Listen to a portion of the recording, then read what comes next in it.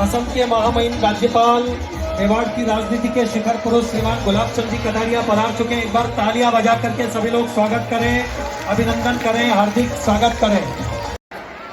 वहाँ परशुराम जी का तपस्या स्थल मैंने जाके देखी, वो भी अरुणाचल में। कोई आदमी सोच भी नहीं सकता कि वहाँ पहुंचे कैसे होंगे।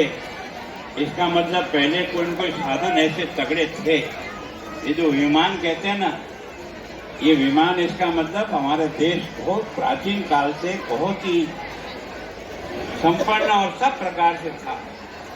और जाकर के जब देखा मैंने तो जितने शिवलिंग आसाम की धरती पे उतना राजस्थान में भी नहीं है।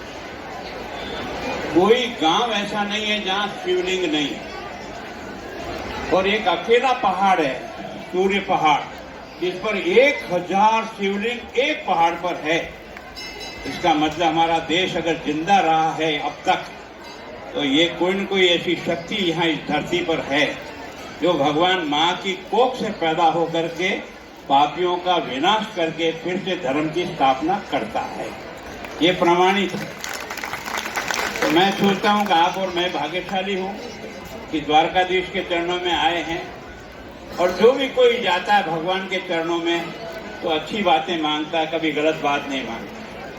हमारे जीवन में मंदिर का और भगवान का महत्व क्यों है कि आदमी कितना भी गिरा हुआ होगा, भगवान के सामने जब जाके आंख बंद करेगा तो उसकी अंतर आत्मा से कुछ अच्छा ही मांगेगा, बुराई नहीं मांगेगा। तो ये जो हमारा आस्था का इतना बड़ा केंद्र है, और इस स्थान पे तो मैं बचपन से आता हूँ।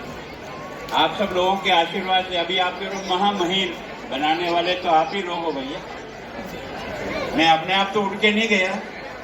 आप सब लोगों का अगर आशीर्वाद नहीं मिलता, जनता का आशीर्वाद नहीं मिलता, तो मैं नहीं जा सकता। तो वास्तव में मैं इस बात का पूरा मन में ध्यान रखता हूँ कि जनता का कर्जा बहुत है।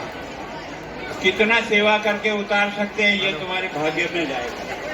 कोशिश करते हैं उतारने के लिए, और भगवान से भी एक ही आशीर्वाद मानते कि बुद्धि ठीक रखना, चाल चलन ठीक रखना, राम धर्म से सेवक बनकर के जनता की सेवा करना, लूटने का धंधा मत करना, देश को आगे बढ़ाना, देश को कभी घाटा मत पहुंचाना। यही प्रभु से कामना करते हैं और यही प्रभु की कामना हमारे जीवन को सफल बनाएगी। मैं इस परिवार को बहुत धन्यवाद देता हूं कि उन्होंने मुझे भी आपके बीच यहाँ आने का मौका दिया। मैं सोचता हूं कि भाग्यशाली व्यक्ति होता है तभी उसको प्रभु दर्शन का मौका ईश्वर मिलाता है। पता नहीं आज होता नहीं होता। और आज जो ठेकरा है, जो गोवर्धन पूजा है, ये भगवान कृष्ण के द्वारा जिस प्रकार के इस रक्षा की उस बारिश के समय में, और उसके कारण से वास्तव में अगर इस गोधन को बचाने का सबसे बड़ा पहला संकल्प किसी ने किया तो भगवान श्री कृष्ण ने किया। और अपन मानते हैं कि गाय के अंदर सभी देवताओं का विराजमान है। यह प्रमाणित हुआ है आज भी, और साइंस ने भी यह प्रमाणित कर दिया है कि गाय के दूध से जो जो चीजें मिलती है वो अमृत से भी बड़ी है। उसका उपयोग करना आना चाहिए और उसको ठीक करते। तो वास्तव में आज गोवर्धन पूजा के समय में आप सबको मैं अपनी ओर से बधाई देता हूँ। मैं परिवार को भी बहुत धन्यवाद देता हूँ। बड़ी लंबी कतार में लगे ये काम, मैंने कई सालों से बराबर पीछा कर रहा हूँ। तब अब मेरे परिवार को, ये मेरी पंचायत ने, ये जाजम ने मुझे अब की बार ये अन्नकूट करने का मौका दिया। तो आप सब पंचों का भी मैं बहुत बहुत अभिवादन करता हूँ, धन्यवाद करता हूँ। और आप सबसे आशीर्वाद चाहता हूँ, भगवान से आशीर्वाद चाहता हूँ कि मैं मेवाड़ का प्रतिनिधि आज की तारीख में आसाम में हूँ। मेरे जीवन की ऐसी कोई गलती नहीं हो जाए कि मेरा मेवाड़ का सर झुक जाए।